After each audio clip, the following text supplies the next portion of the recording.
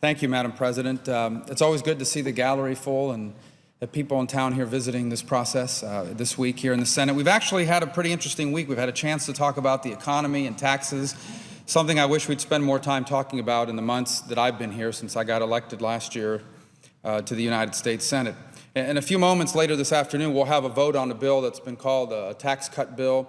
The problem with it, and I want people watching here that are maybe not fully familiar with the process, a process I'm still learning, what's going to happen, though, is that Republicans had a bunch of ideas that we wanted to be included. Now, we probably weren't going to win those votes. We're not the majority, but we wanted those ideas to be discussed. And instead, we've been told that that can't happen, that the majority is going to pick our ideas that they're willing to listen to, but the other ideas are going to put aside. The problem with that is that the people of Florida sent me here. And just like there are 99 other people that serve here, they have a right to have their voice heard. And unfortunately, some of the ideas that we've offered will not get a vote. And therefore, we're not going to be able to move forward on that bill as a result. One of the only things the minority party can do in this process here in the Senate to ensure that our voices are heard is ensure that we're not going to allow legislation to move forward unless the rights of the minority are respected. Because after all, we represent Americans as well, who have different ideas perhaps than the majority and have a right to have their voices heard. So I hope we can get back to a point where we're working here in the Senate the way it was designed to work, the Senate that I ran to be a part of, not the Senate that we're a part of here today. But I do think what's been good about this week is we've had the chance to talk about the economy. And I know people at home are hearing a lot about the economy and about jobs and about the debt. So I'm trying to make some sense of it for folks that are calling our office. And one of the best ways to do that is to come here on the floor of the Senate and be able to speak about these things, not just to the people that are sitting here today, but to the folks that are going to watch back at home or later on YouTube or wherever this video might be available to them. What I want to talk a little bit about today is the debt and what that means. And what it basically means is that the government of the United States borrows money to pay for our costs because we spend more money than we take in. The federal government, your government, spends more money every year than it takes in taxes and other fees. And so the only place they could get the money to pay for these things is it has to borrow it by selling something called bonds. They sell this debt that we then have to pay back over the years. That's how we fund our government. Almost a third of it now, unfortunately, is funded in that way. And what's happened over the years is because we've spent consistently more than we take in, that's called the deficit. Every single year when you spend more than you take in, that's the annual amount of money that you owe is called the deficit. But it starts building up something called the national debt. And so today we owe just about or over $15 trillion of money that we are going to have to pay back. Let me correct that you're going to have to pay back through your taxes now and in the future. In fact, your great-grandchildren are going to have to pay it back. That's the national debt. And the problem with the national debt is it has become an enormous part of our national economy. It's grown to a very dangerous level as a percentage of our overall economy. Now, what's the way to solve it? The only way to solve it is growth. The only way to solve this problem is to grow our economy. If our economy grows, then the debt becomes smaller as a percentage of our overall economy. Think of it almost as a pie. If the pie gets bigger, the slice gets smaller if you keep it constant. It's the same thing with the debt. If we can keep the debt constant and we can grow the economy, well, then our debt becomes less problematic. So that's really the solution to this problem. And as a point of emphasis, let me tell you, let's suppose that we wanted to get back to what our debt was in 2007. We want our debt to be what it was in 2007. Well, in order to do that, we'd have to come up with over $1 trillion this year to get us back to what our debt was as a percentage back in 2007. It basically means we'd have to either and we'd have to come up with that permanently. The functional reality is that to do that, we'd either have to double everybody's taxes or we would have to cut close to a third of our budget right now. And the point is we can't tax our way or cut our way out of this issue. Now, definitely there has to be cuts, but we can't just cut our way out of this, and we certainly can't tax our way out of it. If you double the tax rates in this country, which is what you would have to do to just get us back to 2007. Number one, you would trigger a massive recession. I mean, the economy would really stop. But number two, it would be impossible to collect it. It's unrealistic. But I'm citing those numbers just to give you an example of why we can't raise taxes. We can't tax our way out of this problem. And we can't simply cut our way out of it either. The only solution is growth, dynamic growth, not slow growth, big growth. That's the only solution, because if the economy grows, more jobs are created. And if more jobs are created, you have more taxpayers. If someone's unemployed right now, they're not paying income tax. Now they get a job or they get a raise at their job. Even if their rates stay the same, now they're paying more taxes. Now the government has more money to pay down the debt if it doesn't grow the government. And that's been the problem over the last few years. Our revenue in government has grown. The amount of money coming into the government has actually gone up, but the spending's gone up by even more. And that's why the deficit grows and why the debt grows.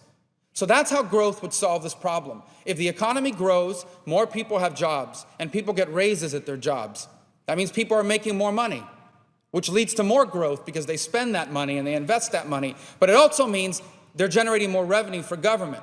And now the government has more money to pay down the debt, and they have to borrow less. That's the solution. So growth is the solution, growing our economy. How do we grow the economy faster? Well, the economy grows because of the private sector. That's how the economy grows. Real growth comes from businesses. It comes from private sector growth, from small businesses and from big businesses, from dry cleaners, from gas stations, from convenience stores, from the guy that cuts your yard, your lawn. That's growth, private sector growth. And here's the truth. If you look at the statistics, it is undeniable. The bigger the government, the smaller the private sector. Because there's only so much money in the world. And the only place government gets its money from is either it has to tax it or borrow it from the private sector.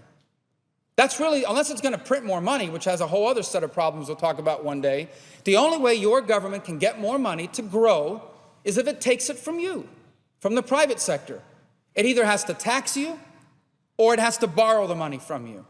Either way, it's money that the government has to take out of the private world to grow the government. And here's what happens when you take money out of the private world. That money is no longer available to save. Because if you save it, you're putting it in a bank, and the bank can now use that money to give you a mortgage. Or that's money you no longer have to spend, which means businesses have less customers, and the customers they do have are spending less money. Let me tell you the functional application of that. If you're a waiter or a waitress at a restaurant, and people aren't spending as much because they don't have the money, they're spending it in taxes, that means they're going to restaurants less, which means you're going to make less money in both tips and wages. It may even mean your hours get cut. Millions of Americans know this reality. This is not a theory, this is a reality. If people have less money to spend, they can't spend it at the place where you work. And if they don't have the money to spend at the place where you work, you will make less money, you will work less hours, and you may even lose your job. The other thing the private sector can do with this money is invest it. And that's where you really get growth in the economy. When a business or a businessman or woman has made some money and they take that money and they decide, you know what I'm going to do with this money? I'm going to use it to grow my business. Or I'm going to use this money to start a new business. The problem is if the government takes that money from them or some of that money from them, they can't do that.